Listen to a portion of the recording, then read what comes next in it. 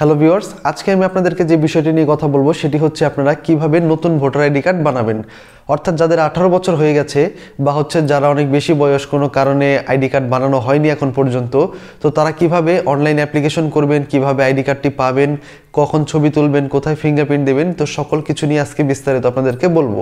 তো সবার আগে আমি আপনাদেরকে দেখাবো কিভাবে আপনারা প্রথমে অনলাইনে আবেদন করতে হবে, তারপর সেই আবেদনটিকে নিয়ে আপনাদের কোথায় ছবি তুলতে যেতে হবে, ফিঙ্গারপ্রিন্ট, এবং কিভাবে আইডি কার্ডটি পাবেন। তো সবার আগে আমরা চলে যাব অনলাইনে অ্যাপ্লিকেশন করতে। তো আপনি আপনার ফোন দিয়েও করতে পারেন অথবা আপনি আপনার কম্পিউটার দিয়েও করতে পারেন, দুইটা সেম জিনিসই। অবশ্যই সম্পূর্ণ ভিডিওটি দেখবেন, তা না হলে পয়েন্টটা মিস করে ফেললে পরবর্তীতে আপনার আইডি কার্ডটি বের হতে সমস্যা হয়ে যাবে। তো আইডি কার্ড অ্যাপ্লিকেশন করার জন্য সবার আগে আপনাকে তিনটা জিনিস নিয়ে আসতে হবে। সেটা হচ্ছে প্রথমে আপনার জন্ম নিবন্ধন, এরপরে আপনার বাবা মার ভোটার আইডি কার্ড, এই দুইটা জিনিস, আর এরপর আপনার একটি বিদ্যুৎ বিল। অর্থাৎ এই বিদ্যুৎ বিল আপনি যে অ্যাড্রেসটি দিবেন সেই অ্যাড্রেসটি আপনার বিদ্যুৎ বিলে এক্স্যাক্ট যেভাবে আছে সেভাবে দিবেন, বা আপনার বাসার হোল্ডিং নম্বর। মোট কথা বিদ্যুৎ বিল থেকে আপনি আপনার হোল্ডিং নম্বর এবং প্রপার অ্যাড্রেসটা নেবেন। তো আমরা সরাসরি চলে যাই অনলাইনে কিভাবে অ্যাপ্লিকেশন করব সেটি। তো সেটি দেখে আমরা অ্যাপ্লিকেশনটি কমপ্লিট করার পর দেখব কিভাবে এই অ্যাপ্লিকেশনটা নিয়ে আমাদের নেক্সট কাজ করতে হবে। তো চলে যাই আমরা সরাসরি আমাদের কম্পিউটার স্ক্রিনে। তো সবার প্রথমে আমরা চলে যাব আমাদের কম্পিউটার বা মোবাইলের যে কোনো একটি ব্রাউজারে। তো আমি ক্রোম ব্রাউজারে চলে গেছি এবং এখানে গুগলে গিয়ে আমি লিখছি এনআইডি সার্ভিস লিখে। এনআইডি সার্ভিস লিখে সার্চ দেওয়ার পর আমাদের সামনে সার্ভিস এনআইডি গভ.বিডির ওয়েবসাইটটি চলে আসবে। তো আমরা এটাতে ক্লিক করে দেব। তো দেখবো আমরা হোম পেজে চলে আসব। তো এখানেই মূলত আমাদের এনআইডি অ্যাপ্লিকেশন সিস্টেমের যে সম্পূর্ণ কাজটি করতে হবে। তো এখানে লেখা আছে নতুন নিবন্ধনের জন্য আবেদন। আপনার আপনার যদি জাতীয় পরিচয়পত্র না থাকে তাহলে আপনি নতুন নিবন্ধন করতে পারেন।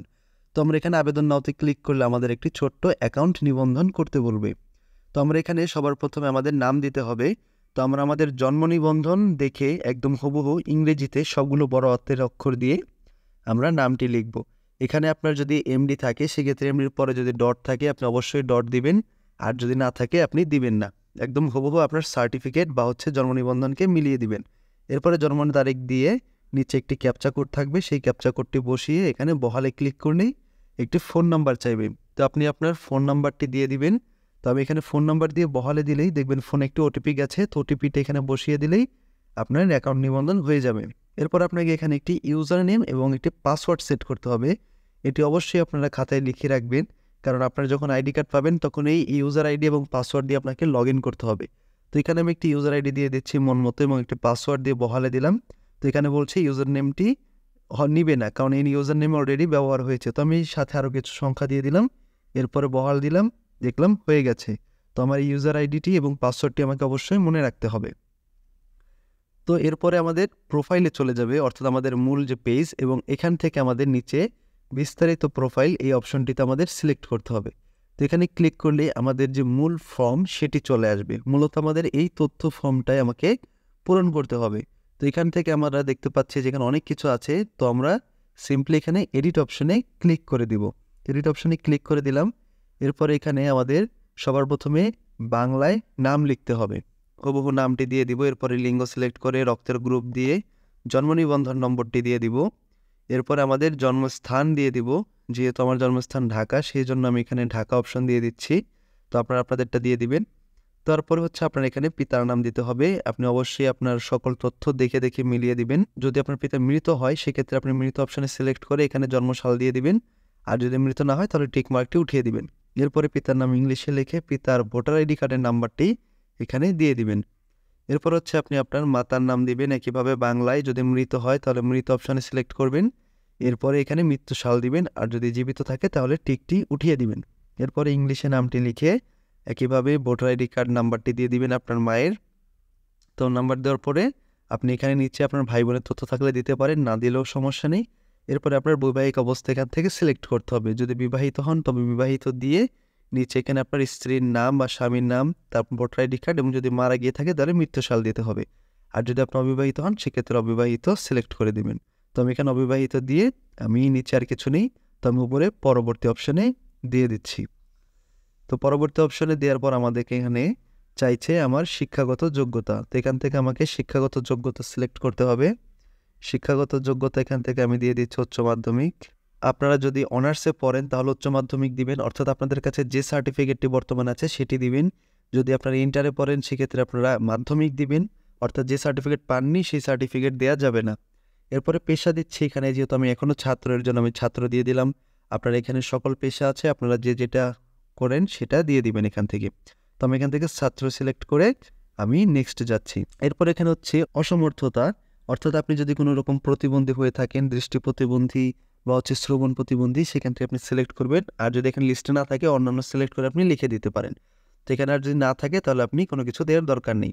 এরপর হচ্ছে শনাক্তকরণ চিহ্ন, যদি আপনার কোনো জন্মদাগ বা হচ্ছে কোনো বাম গালে তিল এরকম জাতীয় কোনো শনাক্তকরণ চিহ্ন থাকে, এক হাত কাটা এরকম বা আঙুল কাটা, তো এটা দিয়ে দিতে পারেন, না দিলেও সমস্যা নেই। এরপর এখানে আমরা সিম্পলি ধর্ম সিলেক্ট করে আমরা নেক্সটে চলে যাব। তো আমাদের এখানে তথ্য কমপ্লিট। তো এখান থেকে আমাদের সিলেক্ট করতে হবে যে আমি কোন দেশে অবস্থানরত দেশ, অর্থাৎ আমি বাংলাদেশ থেকে করছি, তো আমরা বাংলাদেশ সিলেক্ট করে দিব। এরপর এখানে আমার আসছে ভোটার ঠিকানা, অর্থাৎ আমি বর্তমান ঠিকানায় ভোট দিব নাকি স্থায়ী ঠিকানায় ভোট দিব। যদি আপনাদের দুটো হয় তাহলে সেক্ষেত্রে আপনি যে এলাকা সিলেক্ট করবেন সেখানে আপনাকে ভোট দিতে হবে। যেহেতু আমার সেম, সেজন্য আমি একটাই দিয়ে দিচ্ছি, বর্তমান দিয়ে দিলাম, কারণ আমার বর্তমান স্থায়ী দুইটা সেমই, একটা দিলেই হয়, সেক্ষেত্রে আমি বর্তমানে সিলেক্ট করে রাখছি। এরপরে হচ্ছে আমার বর্তমান ঠিকানার ক্ষেত্রে আমাকে বিভাগ সিলেক্ট করতে হবে। তো আমি এখান থেকে বিভাগ সিলেক্ট করে দিচ্ছি ঢাকা, এরপরে জেলা সিলেক্ট করে দিচ্ছি ঢাকা, এরপর উপজেলা সাভার, এরপরে আরএমও এখান থেকে আমাদের পৌরসভা, তো পৌরসভা দিলাম, এরপরে সাভার পৌরসভা। এরপর আমাকে ওয়ার্ড নাম্বার দিতে হচ্ছে, ওয়ার্ড নাম্বার দিয়ে আমি মহল্লা দিয়ে দিলাম। এরপরে আমাকে এখানে ওয়ার্ড নম্বর সিম্পলি আমি সেই 5 নং ওয়ার্ড দিলাম। এরপরে গ্রাম বা মহল্লা আমি অন্যান্য সিলেক্ট করে আমি আমার এলাকার বা পাড়ার নামটি এখানে লিখে দিলাম, বা আপনারা আপনাদের গ্রামের নাম দিয়ে দিবেন। এরপরে হোল্ডিং নাম্বার দিবেন, অবশ্যই এখানে দেখবেন আপনাদের যে বাসার হোল্ডিং নাম্বার আছে সেটি এখানে হুবহু দিয়ে দিবেন। এরপরে পোস্ট অফিস আপনি সিলেক্ট করবেন। তো পোস্ট অফিসটি আপনি সিলেক্ট করলে দেখবেন আপনার পাশেই পোস্ট কোডটি অটোমেটিক বসে যাবে। তো আমি সাভার দিয়ে দিলাম, পোস্ট কোড বসে গেছে। এরপর ভোটার এরিয়া, আমার বর্তমান ঠিকানার মধ্যে এইগুলো ভোটার এরিয়া শো করছে, তো আমি এখান থেকে সিলেক্ট করে দিলাম আমার ভোটার এরিয়াটি, যে আমি এই এলাকায় ভোট দিব। এরপরে হচ্ছে বিভাগ, এখান থেকে আমি একই যেহেতু আমার বর্তমান এবং স্থায়ী, আমি সেম টু সেম হুবহু পূরণ করে পরবর্তী পেজে চলে যাচ্ছি। তো পরবর্তীতে সিলেক্ট করলে আমার এখানে দেখাচ্ছে আবেদন করতে কোনো কাগজ প্রয়োজন নেই, অর্থাৎ আমাকে এই অনলাইনে কোনো কাগজ জমা দিতে হবে না বা আপলোড করতে হবে না। তো আমি এখানে পরবর্তী অপশানে সিলেক্ট করে দিলাম। এরপরে হচ্ছে এখানে আমাকে বলছে যে আপনার পরিবর্তনগুলো নিশ্চিত করে সাবমিট করুন, অর্থাৎ আপনার যদি কোনো ভুল ত্রুটি আছে কিনা আপনি পেছনে গিয়ে দেখে আসতে পারেন, অন্যথায় আপনি এখান থেকে বরাবর সাবমিট দিয়ে দিতে পারেন। তো আমি এখান থেকে সাবমিট দিয়ে দিলাম। এবার এখানে আমাকে শো করছে আপনার অ্যাপ্লিকেশনটি পেন্ডিং রয়েছে, অর্থাৎ আমার অ্যাপ্লিকেশনটি জমা পড়েছে এবং এটি পেন্ডিং অবস্থায় আছে। তো আমাদের এখান থেকে আমরা দেখে নিতে পারবো কী কী আমরা পূরণ করেছি। আর আমরা এখন ডাউনলোড অপশানে ক্লিক করলে দেখবো একটি পিডিএফ ওপেন হয়ে যাবে। তো এই পিডিএফটি আমাদের প্রিন্ট করে নিতে হবে, এই 2 পাতার পিডিএফ। এখানে নিচে আমাদের সিগনেচার দেওয়ার অপশন আছে আবেদনকারীর। এরপর হচ্ছে এখানে যে শনাক্তকারীর এনআইডিতে আপনাদের যদি বর্তমান ঠিকানা, যে বাসায় ভাড়া থাকবেন সেই বাসার বাড়িওয়ালার আইডি কার্ডের নাম্বার ও তার স্বাক্ষর নেবেন। এবং নিচে আছে যাচাইকারী এনআইডি, সেটা হচ্ছে আপনার এলাকার ওয়ার্ড কাউন্সিলর বা হচ্ছে চেয়ারম্যানের ভোটার আইডি কার্ডের নাম্বার, তার নাম এবং তার স্বাক্ষর নিতে হবে। তো এই 2টা জিনিস নিলেই হয়ে যাবে। তো ভিউয়ার্স, দেখে নিলেন কিভাবে অনলাইনে অ্যাপ্লিকেশনটি করতে হয়। এবার এই অ্যাপ্লিকেশনটি আপনাকে একটি প্রিন্ট আউট নিতে হবে এবং এই প্রিন্ট আউট নেওয়ার পরে আপনাকে এর সাথে কিছু ডকুমেন্ট অ্যাটাচ করতে হবে। কি কি? সেটা হচ্ছে আপনার জন্ম নিবন্ধনের ফটোকপি, বাবা মায়ের ভোটার আইডি কার্ডের ফটোকপি, এরপর হচ্ছে আপনার এলাকার যে চেয়ারম্যান বা ইউনিয়ন যে মেম্বার আছে বা কমিশনার, তো তার একটি নাগরিক সার্টিফিকেট নিতে হবে। এরপর হচ্ছে আপনার বাসার বিদ্যুৎ বিলের ফটোকপি নিতে হবে। আর হচ্ছে আপনার যদি কোনো আদার্স কোনো শিক্ষাগত যোগ্যতার সার্টিফিকেট থাকে বা হচ্ছে আপনার পাসপোর্ট থাকে তাহলে সেগুলোর এক কপি আপনি ফটোকপির সাথে নেবেন। তো এইগুলো নিয়ে আপনাকে চলে যেতে হবে আপনার যে উপজেলা পড়েছে সেটার যে নির্বাচন কমিশন অফিস আছে, তো সেখানে আপনি চলে যাবেন। তো আপনার উপজেলা সেখানে গিয়ে আপনি পেপারসগুলো জমা দিয়ে আসবেন এবং তারা আপনাকে একটি টাইম দেবে বা আপনার বলবে, আপনার ফোনে SMS চলে যাবে যে অমুক তারিখে আপনাকে ছবি তুলতে আসতে হবে এবং ফিঙ্গারপ্রিন্ট। তো আপনি সেই তারিখে ছবি তুলে আসবেন এবং ফিঙ্গারপ্রিন্ট দিয়ে আসবেন। তো তার মাসখানেক পরে আপনার আবার ফোনে SMS আসবে যে আপনার আইডি কার্ডটি রেডি হয়ে গেছে। তখন আপনাকে ওই আইডি পাসওয়ার্ড দিয়ে, যেটি আপনি অনলাইন আবেদন করেছিলেন সেই আইডির পাসওয়ার্ডটি দিয়ে আপনাকে পুনরায় লগ ইন করতে হবে। লগ ইন করলে আপনি দেখতে পাবেন যে ওখানে আপনার প্রোফাইলে ডাউনলোড অপশন এসে যাবে। তো সেই ডাউনলোড অপশনে ক্লিক করলেই আপনার আইডি কার্ডটি একটি PDF আকারে চলে আসবে। তারপর সেই PDFটিকে আপনি প্রিন্ট দিয়ে, কালার প্রিন্ট দিয়ে আপনি ল্যামিনেটিং করে আপাতত টেম্পোরারি হিসেবে চালাতে থাকবেন যতদিন না পর্যন্ত আপনার স্মার্ট কার্ড আসবে। যখন আপনার স্মার্ট কার্ড চলে আসবে তখন আপনাকে ফোনের SMS বা হচ্ছে আপনার এলাকায় মাইকিং করে জানানো হবে যে স্মার্ট কার্ড বিতরণ করা হচ্ছে।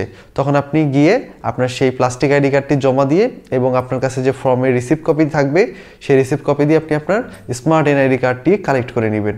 তো এটি ছিল টোটাল প্রসেসটা। তো আশা করি নেক্সট টাইমে আপনাদের জন্য আরও কিছু উপকারী ভিডিও নিয়ে আসতে পারবো। ততক্ষণ আমার চ্যানেলে সাবস্ক্রাইব করে থাকুন। ততক্ষণ সবাই ভালো থাকুন। ধন্যবাদ।